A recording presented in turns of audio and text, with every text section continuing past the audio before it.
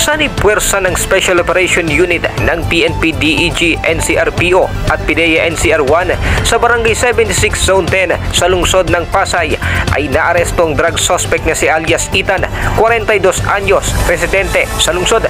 Nakumpiska sa kanya ang hinihinalang shabu na humigit kumulang 300 gramo na may standard drug price na 2,040,000 pesos, habang ang hinihinalang ecstasy naman ay humigit kumulang 75 tableta na may tinatayang halaga na 161,500 pesos.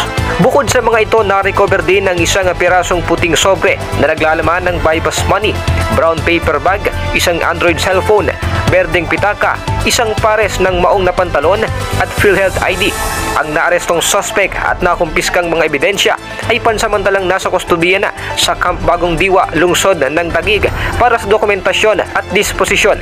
Mahaharap ang suspect sa kasong paglabag sa Republic Act 9165 o Comprehensive Dangerous Drugs Act of 2002. Para sa RTV News, Warren Reyes, Romaragasa sa balita.